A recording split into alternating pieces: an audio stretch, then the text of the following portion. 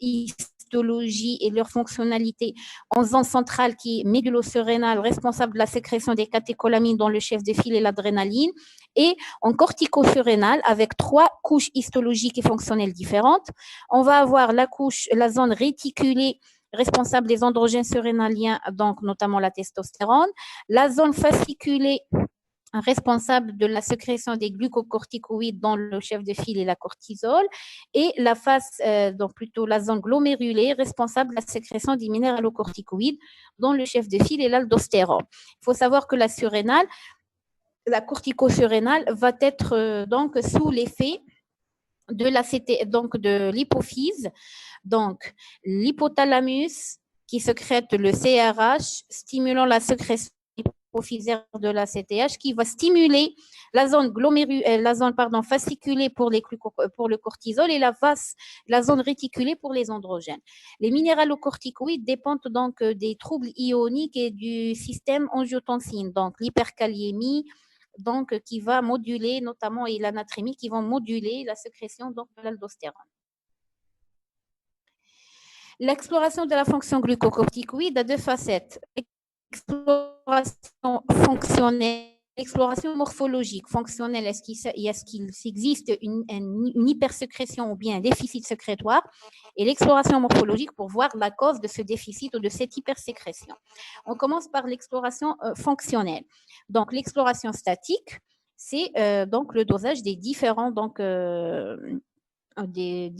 hormones surrénaliennes. On commence toujours par la fonction glucocorticoïde puisque c'est l'axe vital. On a besoin de cortisol pour le tonus. Si on n'a pas de cortisol, on risque le collapsus. Donc, l'exploration statique, une cortisolémie à 8 heures. On peut avoir lieu donc au cycle du cortisol sanguin. Donc, vous vous rappelez que la sécrétion du cortisol, elle est cyclique. On a un cycle nictéméral, un maximum à 8 heures du matin pour avoisiner les 0 à minuit et reprendre pour arriver au max à 8 heures le lendemain.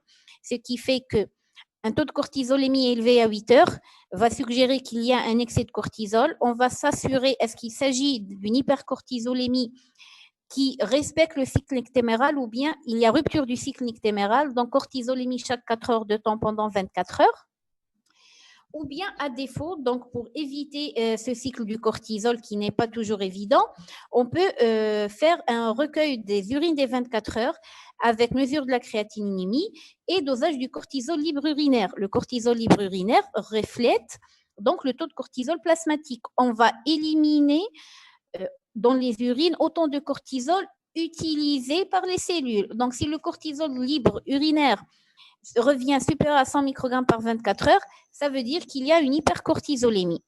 Le cortisol salivaire qui n'existe pas chez nous a la particularité de doser le cortisol libre, donc le cortisol biologiquement actif. Si vous faites une cortisolémie salivaire, c'est anodin, donc il n'y a pas d'intervention. Et c'est un cortisol libre, donc biologiquement actif, directement phagocyté par la cellule et avec des actions biochimiques. La cortisolémie, donc, va doser le cortisol lié aux protéines de transport. Donc, la cortisolémie, quand on la dose, on va avoir du cortisol peut-être libre et du cortisol lié aux protéines de transport. Quand on a une anomalie de protéines de transport, on peut avoir une anomalie donc de la cortisolémie qui ne reflète pas vraiment le déficit ou l'excès de sécrétion. Il faut savoir qu'en matière de cortisol, on se contente très très rarement des tests statiques. Pourquoi? En matière de déficit en cortisol, cortisolémie à 8 heures diminuée, inférieure à 3 microgrammes par décilitre, ça veut dire qu'il y a un déficit en cortisol, il n'y a pas photo. Une cortisolémie élevée, ça ne veut pas dire forcément qu'il y a une hypersécrétion endogène. Ça ne veut pas dire forcément qu'il y a une rupture du cycle nictéméral. Donc, assez souvent, devant l'hypercortisolémie, on aura besoin de tests dynamiques pour confirmer le caractère non freinable de la cortisolémie, pour voir est-ce qu'on va explorer la surrénale, est-ce qu'on va explorer l'hypophyse ou bien du tout. Donc, les tests dynamiques, on a des tests qui explorent le déficit et des tests qui explorent l'hypersécrétion. En matière d'hypersécrétion, le gold standard reste l'hypoglycémie, plutôt en matière de déficit, reste l'hypoglycémie insulinique. Le principe de l'hypoglycémie insulinique, c'est de provoquer une hypoglycémie par une injection intraveineuse d'insuline pour voir si la surrénale va répondre en sécrétant du cortisol, qui est une hormone de contre-régulation hyperglycémiante. Donc, on va donner aux patients une injection avec de l'insuline rapide à raison de 0,15 unités par kilo en intraveineuse directe, dosage de la glycémie, de la cortisolémie avant l'injection, 30 minutes, 60 minutes, 90 et 120 minutes après, et au moment du malaise hypoglycémique. Pour interpréter le résultat, on doit avoir une hypoglycémie inférieure à 0,40 g par litre. Donc, quand la glycémie descend au-dessous de 0,40, le cortisol va être sécrété et on pourra apprécier est-ce qu'il y a une sécrétion donc, de cortisol ou pas. Le test au synactène immédiat, donc le synactène, c'est de l'ACTH synthétique qu'on va utiliser chez le sujet à jeun depuis 12 heures au repos pendant l'épreuve, un prélèvement de base, puis donc injection de synactène en intramusculaire ou en intraveineux avec dosage de la cortisolémie à la 38e et à la 60e minute après l'injection. Donc, si le taux de cortisol sanguin devient supérieur à 550-600 nanomoles par litre à la 30e ou à la 60e minute, ça veut dire qu'il n'y a pas d'insuffisance surrénalienne, il y a assez de cortisol. Si le taux reste inférieur à 600 nanomoles par litre, ça veut dire qu'il y a un déficit en cortisol. Le test au synactène retard, c'est l'injection d'1 milligramme de synactène retard en intramusculaire avec dosage de la cortisolémie 1 heure après l'injection et donc chaque 4 heures pendant les 24 heures qui suivent. D'accord ? On recherche la multiplication du taux de cortisol de base par 2 dès la première heure avec augmentation progressive pour éliminer donc un déficit en cortisol. Les tests de freinage vont être effectués quand on suspecte une hypersécrétion. Donc, les tests de freinage, on a 3 types de tests. Le test de freinage minute, le test de freinage faible, le test de freinage fort. Le test de freinage minute et le faible, ce sont des tests à visée diagnostique. C'est pour confirmer ou infirmer un excès de sécrétion de cortisol. Le test de freinage fort, il est à visée étiologique. Le test de freinage minute, c'est un test qui peut se faire en ambulatoire.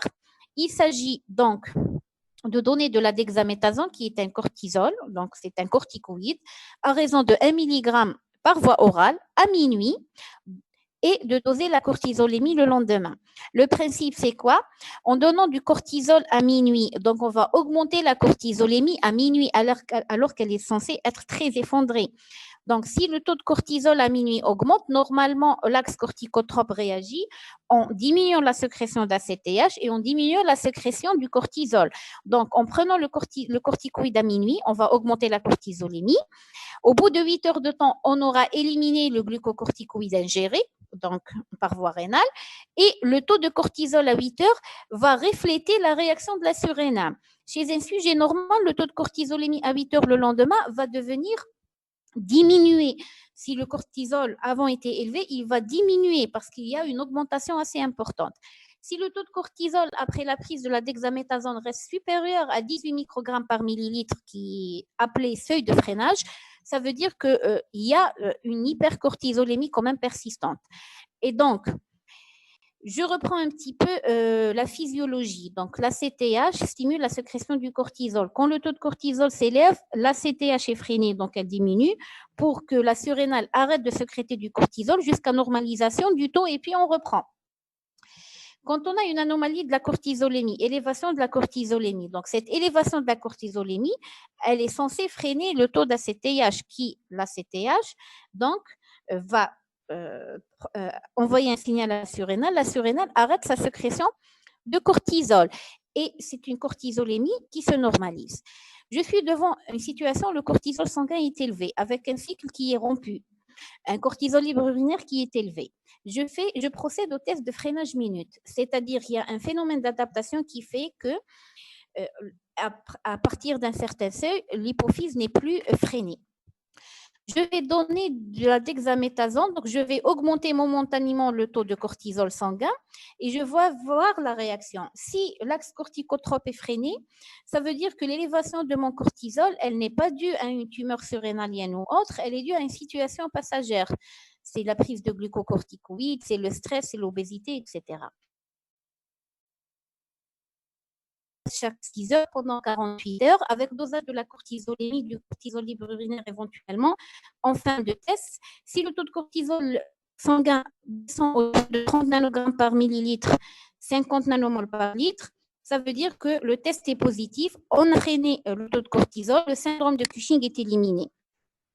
Si le taux de cortisol reste au-dessus de ce seuil de freinage, ça veut dire qu'il y a un hypercorticisme non freinable et on passera au dosage de l'ACTH pour voir est-ce qu'il s'agit d'une stimulation excessive par l'hypophyse ou bien pas. Il s'agit d'une sécrétion anarchique par la surrénale.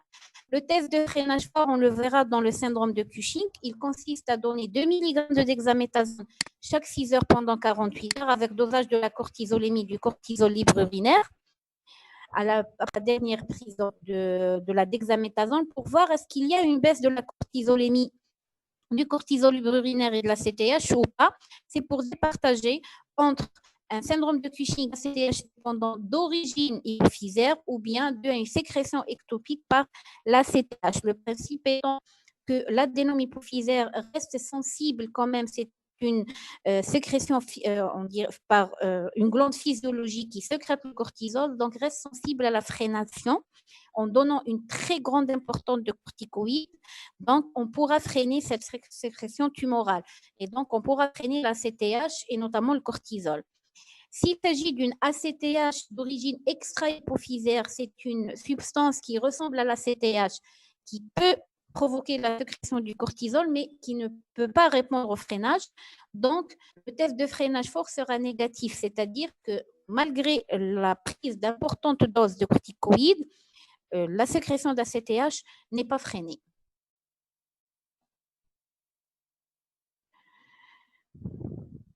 D'accord. Donc, il n'y a pas de diapo. OK. Actuellement, est-ce que vous voyez les diapos maintenant? Alaykoum salam, ça va? Très bien. Donc, on vient de finir avec les tests de freinage.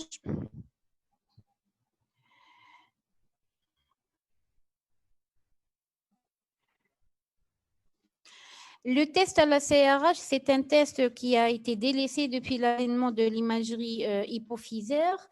Donc, il s'agit d'injecter de la CRH. Généralement, c'est 100 mg de CRH. Donc, 1 microgramme par kilo de CRH, c'est aux alentours de 100 microgrammes de CRH à 20 heures avec dosage de la CTH et de la cortisolémie pour voir est-ce qu'il y a une élévation de la CTH et du cortisol ou pas. Donc, si en injectant de la CRH, le taux de TH augmente, ça veut dire que notre déficit en cortisol et en ACTH est dû à une atteinte hypothalamique. Il n'y a plus de CRH hypothalamique, c'est pour ça qu'il n'y a plus d'ACTH et de cortisol. Si le taux d'ACTH après l'injection de CRH n'augmente pas, ça veut dire que l'atteinte est hypophysaire. C'est l'hypophyse qui est atteinte, donc elle est stimulée par l'hypothalamus, mais les cellules corticotropes ne sont plus fonctionnelles. Donc ça a été délaissé, ça n'existe plus pratiquement, il n'est plus utilisé depuis l'avènement de l'imagerie donc par résonance magnétique. Le test à la desmopricine, je vais le détailler au cours donc du syndrome de l'hormone antidiurétique. Il faut savoir que l'hormone antidiurétique peut se lier à des récepteurs présents au niveau de l'hypophyse de type V3. Et donc, ils peuvent à forte dose stimuler la sécrétion de la CTH.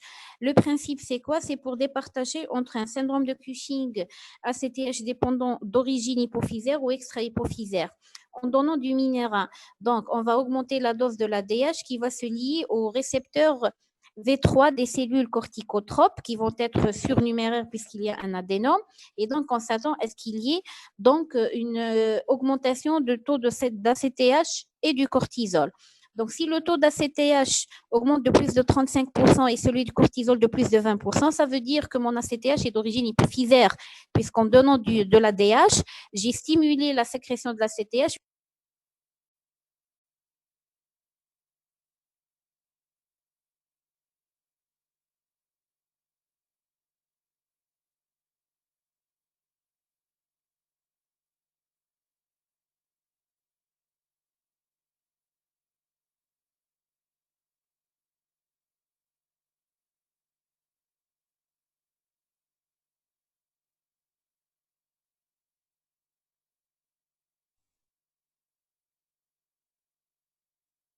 Donc, je prends le test à la métopyrone.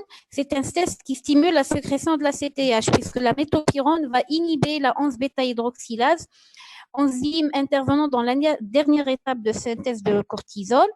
Donc, si on utilise la métopyrone, on bloque la 11-bêta-hydroxylase, ce qui fait qu'il n'y a plus de transformation du 11-désoxycortisol en cortisol. Le taux de cortisol diminue. Feedback positif, normalement élévation de la CTH, élévation des précurseurs jusqu'au 11-désoxycortisol. Si le taux d'ACTH de 11-désoxycortisol augmente après la prise de métopyrone, ça veut dire que notre déficit augmente après la prise de métopyrone.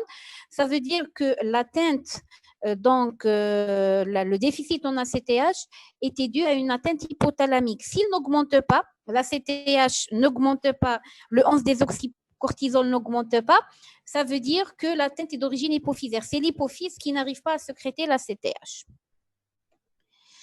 L'exploration de la sécrétion androgénique, on va doser la testostérone, mais on ne pourra pas partager est-ce qu'il s'agit d'une testostérone d'origine gonadique ou d'origine surrénalienne.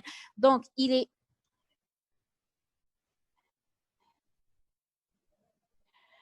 testostérone. On ne peut jamais départager entre testostérone d'origine surrénalienne et testostérone d'origine androgénique. D'accord, je vais encore partager. Nouveau partage.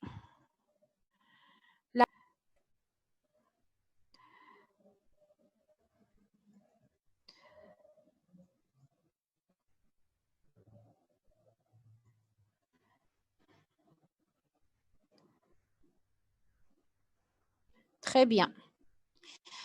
Et donc, on va doser en parallèle de la testostéronémie, on va doser les précurseurs de la testostérone, notamment le déhydroandrosténédione, le delta-4-androsténédione et le sulfate déhydroandrosténédione. Donc, dosage de la DHA, la SDHEA, delta-4-androsténédione et testostérone.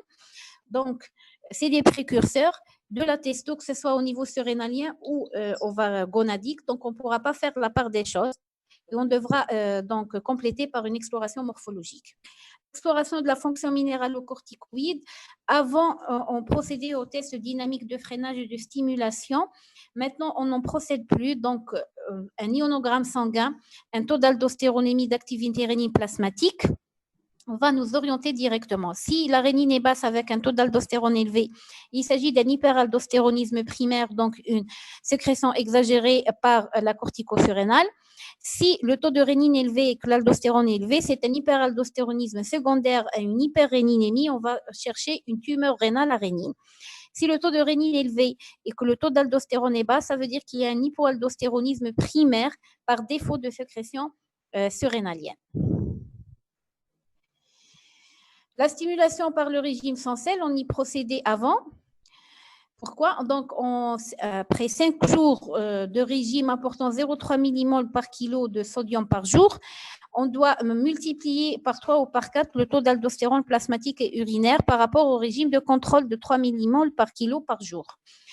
Un même effet de stimulation peut être obtenu par l'administration d'un diurétique, généralement le furosémide à raison de 80 mg, avec mesure de l'aldostérone plasmatique 3 heures après. On va objectiver une forte augmentation chez le sujet normal.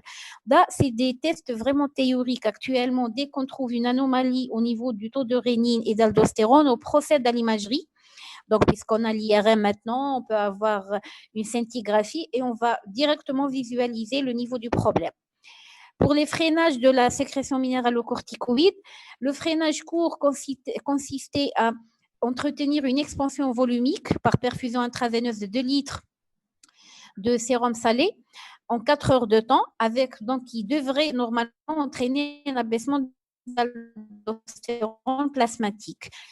Bien sûr, un test évidemment et en s'assurant qu'il n'y a ni insuffisance rénale ni insuffisance cardiaque chez le patient. Le freinage lent, c'est l'administration d'une forte dose de N-alpha-fluorohydrocortisone, c'est un minéralocorticoïde de synthèse qui provoque, en l'absence de tumeur sécrétant l'aldostérone, un abaissement profond de l'aldostérone. C'est un minéralocorticoïde. Quand on le donne au patient, normalement, on va freiner le taux d'aldostérone chez le patient. Si le patient présente une tumeur, le taux d'aldostérone ne sera pas freiné par cette prise médicamenteuse et restera élevé.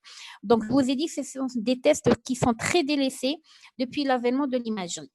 Pour l'exploration de la médulo-surrénale, donc, c'est le dosage plasmatique des catécholamines et le dosage des catécholamines urinaires, métanéphrine et normétanéphrine. Il faut savoir qu'en matière de médulo-surrénale, le dosage des catécholamines urinaires est plus spécifique puisque l'élévation des catécholamines plasmatiques donc, peut ne pas être spécifique d'un problème de la médulo-surrénale.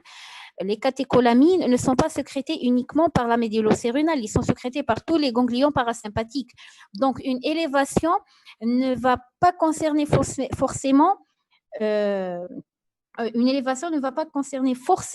donc, la médulo-surrénale. Primo. Secondo, une élévation des catécholamines plasmatiques peut être fonctionnelle due à une situation de stress, etc.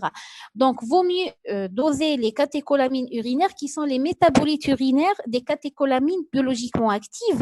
Si on trouve le taux de catécholamines urinaires 4 fois supérieur à la normale, ça veut dire qu'il y a une hypersécrétion importante d'origine tumorale des catécholamines et on pensera à ce qu'on appelle un phéochromocytin. C'est tout ce que vous devez retenir.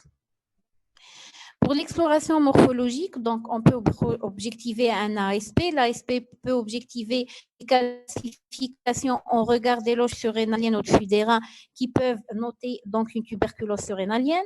L'échographie peut mettre en évidence une tumeur. Le scanner donc peut mettre en avant donc une tumeur surrénalienne ou bien des signes de destruction de la surrénale, d'envahissement. L'IRM et le meilleur examen morphologique reste la scintigraphie au 19-norcholestérol marqué